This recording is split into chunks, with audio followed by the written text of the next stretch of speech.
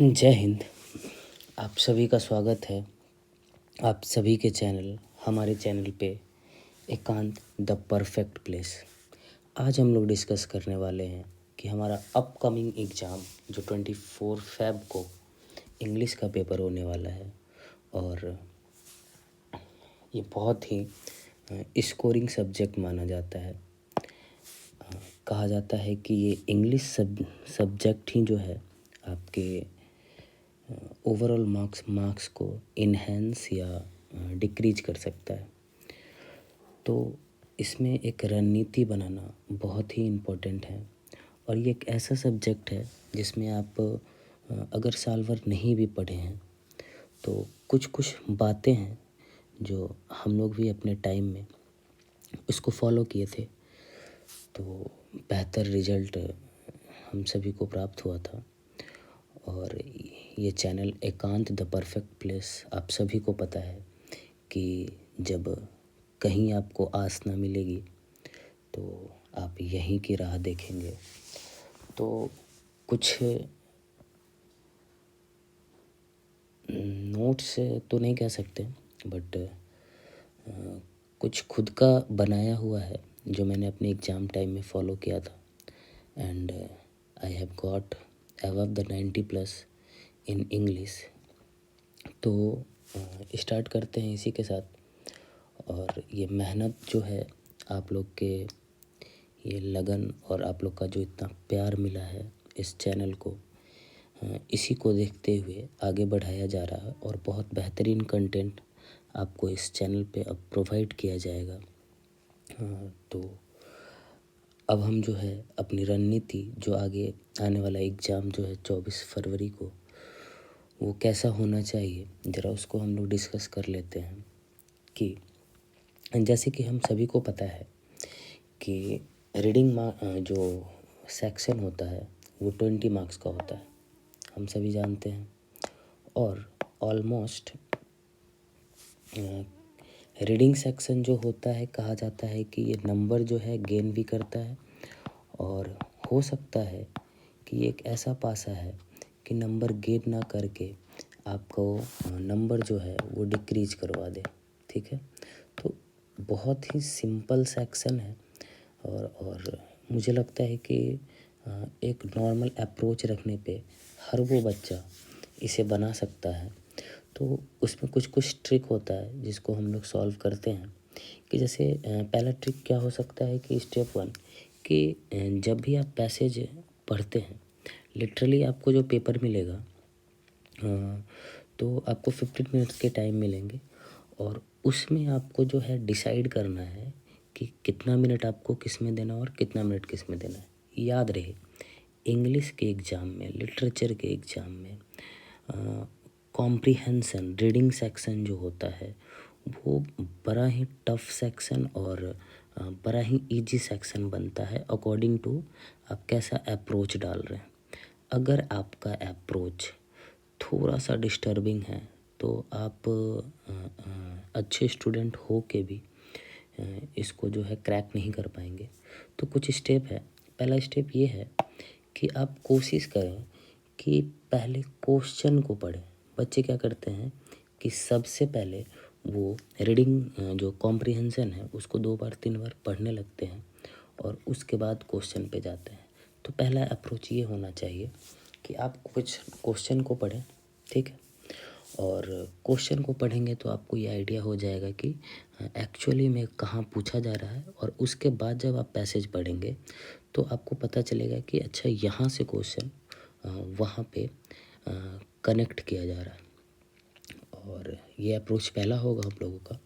Step 2 में हम लोग ये देखेंगे कि समझेंगे कि थीम किस चीज़ पे है, क्योंकि थीम बहुत ज़रूरी है कि आइदर इट इज़ जो हमारा जो पैसेज है या हमारा रीडिंग जो कॉम्प्रिहेंशन है ये पॉजिटिव अप्रोच में जा रहा है या निगेटिव अप्रोच में जा रहा है।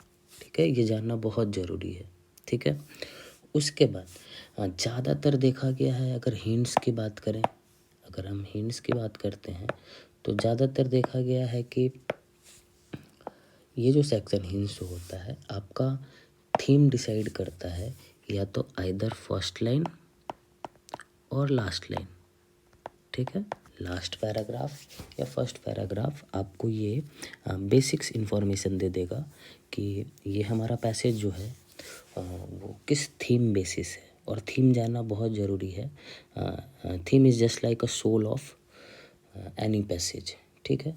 स्टेप थर्ड जो है वो हम लोग देखते हैं कि वो हार्ड वर्ड्स बहुत सारे आते हैं, और वो हार्ड वर्ड लिटरली बताऊं तो वो हार्ड वर्ड्स टीचर्स को भी नहीं आते हैं, बट टीचर्स या फिर एक टॉपर्स या एक जेन्युइन बच्चा वो हार्ड वर्ड्स को कैसे डील करता है कि वो हार्ड वर्ड्स, वो मीनिंग जो उसका निकल के आता है वो अकॉर्डिंग टू सेंटेंस आता है। ज़रूर नहीं है कि सभी लोगों को वो मालूम हो वो वर्ड, बट वो सेंटेंस से कनेक्ट करके वो हार्ड वर्ड के का यूजेज वगैरह सब वो बच्चे बता देते हैं। तो हमारा थर्ड अप्रोच यही हो जाएगा कि जो हमारा हार्ड वर्ड है उसको हाईलाइट करें और उसके आगे और एक पीछे सेंटेंस को पढ़ें, तो ओवरव्यू हमें मिल जाएगा कि किस तरीके का हम लोग का अप्रोच होना चाहिए वो वर्ड को समझने में। स्टेप 4 होता है कि उसमें कुछ कुछ आपको कभी कभी ये हो सकता है कि MCQ क्वेश्चन भी आपसे पूछा जाएगा। तो MCQ क्वेश्चन जब भी पूछा जाए पैसेज का, तो हमेशा एलिमिनेशन मेथड लगाएं, जिसको कह सकते हैं तुक्का ट्रिक, ठीक है। या तो आप पॉजिटिव अप्रोच रख सकते हैं या तो निगेटिव अप्रोच रख सकते हैं। याद रहे पॉजिटिव आंसर भी दो रहेंगे, निगेटिव आंसर भी दो रहेंगे। तो यहाँ 50-50 फोन अ फ्रेंड नहीं, याद रहे 50-50 का यहाँ पे आपको ऑप्शन रहता है। और ये आपके प्रेजेंस ऑफ माइंड पे वहाँ पे डिपेंड करेगा सॉल्व करने का। और हाँ, ये सारी बातें जो step 1, step 2, step 3 and step 4, step 5 and further step 6 जो मैंने बताया है, वो सब आपको PYQ के पे अभी प्रैक्टिस करना पड़ेगा। एटलीस्ट 2019 to 21 3 साल का आप प्रैक्टिस ज़रूर कर लें। इससे वाकई ये 6 स्टेप आपको बहुत मदद करेगा। और याद रहे ये रीडिंग सेक्शन जो है 20 मार्क्स का है, ठीक है। एंड हमारा फिफ्थ जो स्टेप है वो हो जाएगा कि शॉर्ट आंसर टाइप क्वेश्चन। जब भी शॉर्ट आंसर टाइप क्वेश्चन होता है तो वो आप प्रीफर करें कि हमेशा पैसेज से उठाएं, ठीक है। लेकिन लैंग्वेज हमारा अपना होगा, बट हमेशा वो हम पैसेज से उठाएंगे। बट लॉन्ग आंसर जो होगा तो कोशिश करें, लॉन्ग आंसर में आपको यही थीम मदद करेगा, ठीक है। तो ये लॉन्ग आंसर जो होता है वो बहुत आप अच्छे तरीके से लिख पाएंगे अगर आपको थीम पता है, ठीक है। और हमेशा लॉन्ग आंसर आप अपने वर्ड में लिखें। एग्जामिनर जब भी आपका पैसेज चेक करेगा तो उसका पहला अप्रोच यही होता है कि क्या बच्चे ने ये पैसेज समझा है, और ये बच्चे ने अगर पैसेज समझा है तो वो अपने वे में आंसर लिखेगा, अपने लैंग्वेज में आंसर लिखेगा। और सबसे इम्पोर्टेंट चीज़ बताना चाहूँगा कि इंग्लिश जो है, आप कभी भी अपने आंसर में हार्ड वर्ड ना लिखें। जैसे कि ऐसा वर्ड चैलेंज ना करें टीचर को कि ऐसा लिख देते हैं ना कि सर को गूगल से खोजना पड़े, तो वो आप खो जाएंगे फिर, ठीक है। तो एक सिंपल मैनर में एकदम सिंपल सा लैंग्वेज आपको यूज करना है, ठीक है। किसी को नहीं दिखाना है, बस आपका अल्टीमेट एम होना चाहिए मार्क्स गेन करना। तो आगे बढ़ते हैं। हमारा स्टेप 6 जो है दैट इज़ टाइम मैनेजमेंट, और ये बहुत बहुत इम्पॉर्टेंट है। इसीलिए बहुत बहुत इम्पॉर्टेंट है क्योंकि आपको पता है कि आपके पास पैसेज जो है एक पैसेज नहीं है, ठीक है। तो हार्डली जो है एक पैसेज में आपको एटलीस्ट 20 मिनट लगना चाहिए, ठीक है।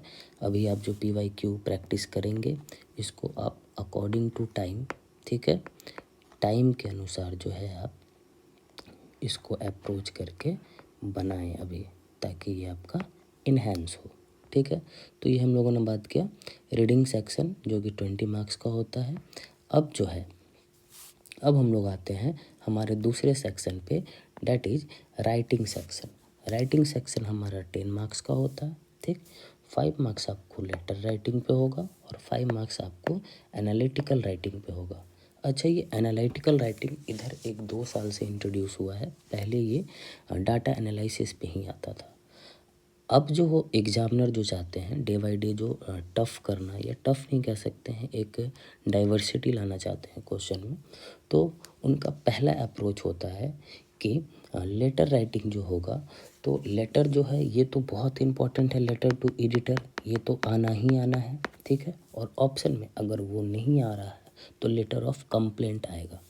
अच्छा, लेटर टू एडिटर में आपको एक ही चीज़ देखना है, बस ये देखना है कि स्टार्टिंग फॉर्मेट देख लेना है कि किस तरीके का फॉर्मेट लिखना है, और क्लोजिंग सेंटेंस कि हमारा ये जो लेटर होगा क्लोजिंग सेंटेंस कैसा होगा और ओपनिंग सेंटेंस कैसा होगा, ठीक है।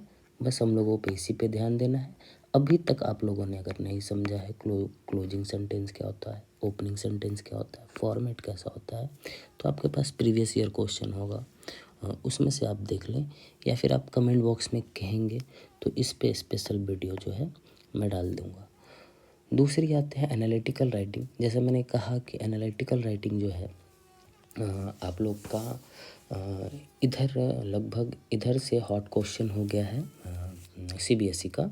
ये पर्सन बेस देते हैं। पर्सन बेस इट मीन्स कि ये जो है पर्सन के क्वालिटी को बताएंगे, ठीक है, आइदर उसके फेवर में आइदर उसके अगेंस्ट में। अब आपको आपका अप्रोच डिपेंड करता है कि उसके फेवर में आप क्या लिखते हैं और उसके अगेंस्ट में आप क्या लिखते हैं। तो this is totally depend upon your presence of mind and your vocabulary and किस तरीके से आप सेंटेंस के साथ खेलते हैं। क्वेश्चन वही है, बस आपको सेंटेंस के साथ खेलना है। हमारा पुराना क्वेश्चन जो पुराना अप्रोच था डेट इज डाटा एनालिसिस, ये शुरू से पूछा जा रहा था और फिलहाल पिछले साल जो है नया चीज़ इंट्रोड्यूस हुआ डेट इज पर्सन क्वालिटी। पहले हमारा डाटा एनालिसिस आता था और अभी भी आ सकता है, ठीक है। तो इसमें होता है पाई चार्ट टाइप आ जाएगा, ग्राफ टाइप आ जाएगा, हिस्टोरियल ग्राफ टाइप आ जाएगा, पिक्टोरियल टाइप आ जाएगा। तो इसको आप देख के इसका अप्रोच यही होगा कि पहले आप दिए हुए रेफरेंस डाटा को लिखें, ठीक है, और उसके बाद अपना ओवरव्यू दें, ठीक है। उसके बाद हमेशा याद रहे लास्ट में कंक्लूजन मस्ट ऐड करें, ठीक है, जो आपके नंबर को इन्हेंस करता है। तो ये हम लोगों ने बात किया, 10 मार्क्स में आपको ये मिलेगा। ये वाला जो सेक्शन है इसको कहते हैं फ्री का नंबर वाला सेक्शन, ठीक है। ये हल्का सा मेहनत क्या, फॉर्मेट जानना है, क्लोजिंग सेंटेंस जानना है, ओपनिंग सेंटेंस क्या होता है ये जानना है, पर्सन का क्वालिटी अगर दे रहा है एनालिटिकल राइटिंग में तो उसके फेवर में क्या लिखना है, अगेंस्ट में क्या लिखना है, और ये डाटा एनालिसिस हुआ तो पाई चार्ट में क्या लिखना है, ग्राफ टाइप में क्या लिखना है, हिस्टोरिकल ग्राफ टाइप में क्या लिखना है। ये सब एक हल्का सा अप्रोच है, एक ओवर थ्रो कर जाना है और आप बेहतर तरीके से लिख लेंगे। अच्छा, मैंने ये लेटर टू कंप्लेंट नहीं लिखा है, ठीक है। लेटर टू कंप्लेंट इससे भी इजी अप्रोच है, that is letter to editor से भी इजी अप्रोच है। आप लेटर ऑफ कंप्लेंट जो है इसका भी फॉर्मेट अच्छे से देख लें, और आप कहेंगे अगर कमेंट बॉक्स में अगर आपने कमेंट किया और अगर वो कमेंट आपके फेवर में हुआ तो मैं कोशिश करूँगा कि लेटर राइटिंग और एनालिटिकल राइटिंग को एक ही वीडियो में वन शॉट में 10 मिनट का वीडियो होगा और आप लोगों को प्रोवाइड कर दूँ, ठीक है। और हमारा अप्रोच कैसा होना चाहिए, ये सेक्शन जो होता है टू राइटिंग सेक्शन, इसमें बाबू सबसे बढ़िया अप्रोच होता है कि आपका वोकैब अच्छा होना चाहिए, आपको सेंटेंस के साथ खेलना आना चाहिए, ठीक है, और आप इसमें बेहतर से बेहतर नंबर उठा सकते हैं। और दूसरा अप्रोच तो ये होगा ही कि आपको कॉन्फिडेंस रहना है अपने खुद में ही कि आप जो लिख रहे हैं you are confident about that, ठीक है। तो ये वाला सेक्शन जो है 10 मार्क्स हम लोग इसी तरीके से अप्रोच करते हैं। उसके बाद हमारा थर्ड सेक्शन आ जाता है डेट इज़ ग्रामर सेक्शन, ठीक है। ग्रामर सेक्शन जो होता है, ग्रामर सेक्शन बहुत ही इम्पोर्टेंट है और इसमें दो तरीके के क्वेश्चन आते हैं, either fill in the blanks आते हैं, ठीक है, और एरर करेक्शन आते हैं। फिल इन द ब्लैंक्स में किस टाइप के क्वेश्चन होंगे, टेंसेज होते हैं, रूल्स या फिर उसका यूजेज, मॉडल्स होते हैं, और आजकल 1-2 साल से जो है वो प्रीपोजिशन पूछा जा रहा है। तो मॉडल्स आप जब भी पढ़ें तो प्रीपोजिशन साथ में पढ़ें, ठीक है। डिटरमाइनर्स बहुत इंपॉर्टेंट है, सब्जेक्ट वर्ब एंड एग्रीमेंट ये भी बहुत इंपॉर्टेंट है। तो इतने चैप्टर आपके फिंगर टिप्स पे होने चाहिए और आप एरर निकाल सको, ऐसा अप्रोच होना चाहिए। सब्जेक्ट वर्ब एग्रीमेंट बहुत ही ईजी है। सब्जेक्ट और वर्ब इस दोनों के बीच में एग्रीमेंट होता है कि अगर फर्स्ट पर्सन है तो वर्ब किस टाइप का आएगा, सेकंड पर्सन है तो वर्ब किस टाइप का आएगा। उससे पहले कोशिश करें सब्जेक्ट वर्ब एग्रीमेंट को पढ़ने से पहले आप वर्ब के बारे में जान जाएं कि मेन वर्ब क्या होता है, हेल्पिंग वर्ब क्या होता है, और इस तरीके का अप्रोच रखें। दूसरा सेक्शन ग्रामर में जो है वो आपको रिपोर्टिंग स्पीच कहा जाता है। रिपोर्टिंग स्पीच जो है मेनली होते क्या है कि डायरेक्ट टू इनडायरेक्ट इसमें रहता है। डायरेक्ट से आपको इनडायरेक्ट बनाना है, या तो एरर के फॉर्म में आ जाएगा या तो कंप्लीट द सेंटेंस के फॉर्म में आ जाएगा। तो इस दो टाइप का क्वेश्चन होता है। और रिपोर्टिंग स्पीच आपका तभी अच्छा होगा जब आपका टेंस अच्छा है। तो कोशिश करें कि टेंस ये सब जो है मैं सोच रहा हूँ वन शॉट में आपको दे दूँ, but depend upon your comments. अपने जिस तरीके का कमेंट होगा मैं फर्दर अपने ये इस अप्रोच को आप लोगों के सामने रखूँगा। तो हमारा ग्रामर सेक्शन 10 मार्क्स का ये डील करता है। अगर ग्रामर सेक्शन हमारा हो चुका है तो अब हम लोग आते हैं सबसे बड़ा सेक्शन, डैट इज लिटरेचर, जो कि होता है हमारा 40 मार्क्स का। ठीक है, और ये 40 मार्क्स जो है ये इसमें समरी है, ठीक, स्टोरी है, पोएम है। ठीक, तो पहला अप्रोच, अभी तक आपने अगर कुछ नहीं किया है, अगर आपने अभी तक अपने आप को पूरे स्टोरी के लिए तैयार नहीं किया है, तो पहला अप्रोच आप यही रखें अभी। तो फ़िलहाल आप बस एनसीईआरटी का लॉन्ग आंसर क्वेश्चन, ठीक है, ज़्यादा नहीं रहता है, 4 से 5 क्वेश्चन रहता है। लॉन्ग आंसर क्वेश्चन को आप देख लें कि किस तरीके से हम आंसर लिखेंगे। अगर समय है आपके पास तो प्रीवियस ईयर क्वेश्चन ज़रूर देखें। ठीक है, और मोस्ट इम्पॉर्टेंट, ठीक है, कैरेक्टर स्केचिंग। ठीक है, क्या होता है सर कैरेक्टर स्केचिंग, पहली बार सुन रहे हैं। ठीक है, बिल्कुल बता रहा हूँ मैं इसके बारे में, बट उससे पहले जो लिटरेचर है, अभी आपने अनसीन पैसेज देखा, ग्रामर देखा, सब कुछ देखा। ठीक है, और वो आप ज़्यादा भी अप्रोच करेंगे तो आपके एग्जामिनेशन हॉल में, एग्जामिनेशन प्रेशर में आप कुछ न कुछ ग्रामर सेक्शन या फिर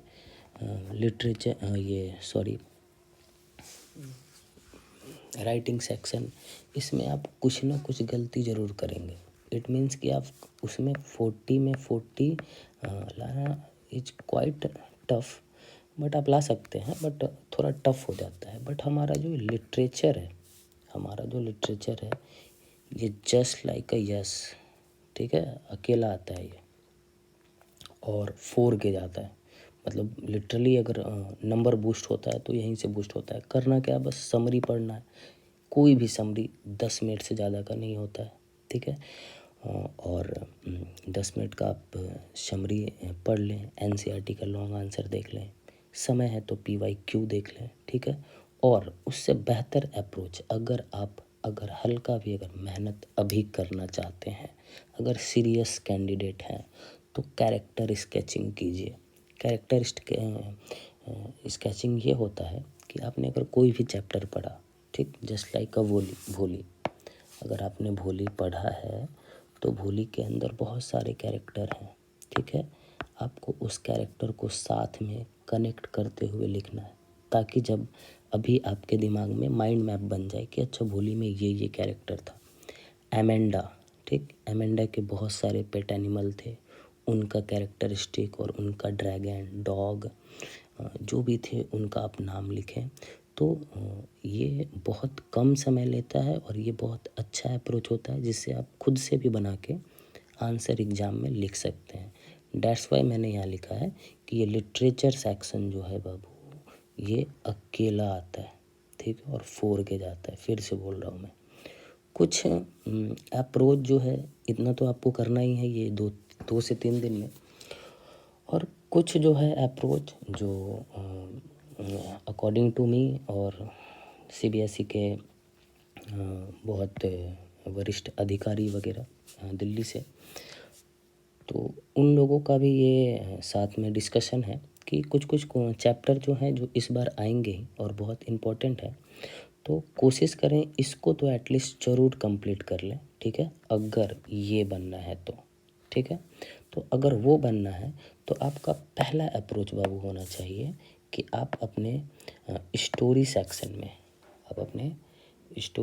में एटलीस्ट भोली को पढ़ लें, नेकलेस पढ़ लें, थीप पढ़ लें, मैडम राइट्स द बस पढ़ लें, नेल्सन मंडेला पढ़ लें।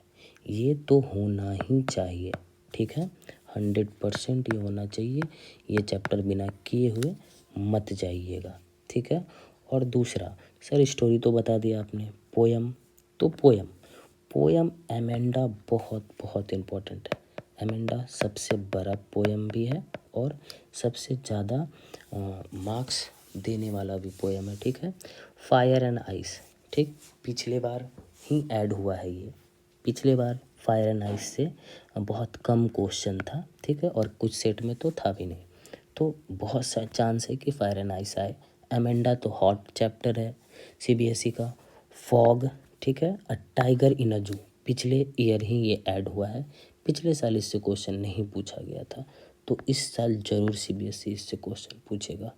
तो इतना आप लोग कंप्लीट कर लें और आपको कोई नहीं रोक सकता है 80 में 80 लाने पे। अभी भी ये अप्रोच आपका 2 से 3 दिन जो है, जैसे जैसे मैंने कहा है वैसे वैसे आप करें। 80 में और 80 कोई नहीं रोक सकता है। और एट द लास्ट आपका सीट हमेशा नीट एंड क्लीन होना चाहिए और ज़्यादा कटिंग ना करें, ठीक है। अगर आपने कुछ भी गलत लिखा है तो उसे सिर्फ एक बार ही काटें, वो सफिशिएंट होता है एक बार काटने के लिए, ठीक है, वो सफिशिएंट होता है एक बार काटने के लिए। और आपका अप्रोच फिर से मैं बता देता हूँ, जो भी है आपका लिटरेचर बहुत इम्पोर्टेंट है, उसके बाद ग्रामर सेक्शन 10 मार्क्स इम्पोर्टेंट है, सबको प्रैक्टिस कर लें। और आप इन सब में से आपको जो लगता है कि सर ये करवा दें, मैं बिल्कुल वो कोशिश करूँगा उसका कंटेंट आप लोग को दूँ। और ये भी है, लेटर राइटिंग है, एनालिटिकल राइटिंग है, राइटिंग सेक्शन है, आपको जो भी लगता हो आप कमेंट करें और मैं बिल्कुल उस वीडियो को आप लोग के इन्हांसमेंट के लिए ज़रूर उसको डालूँगा, ठीक है। और thank you so much. Like करें, सब्सक्राइब करें। दैट इज़ द प्लेस, आपका और हमारा the perfect place, that is एकांत। Thank you so much.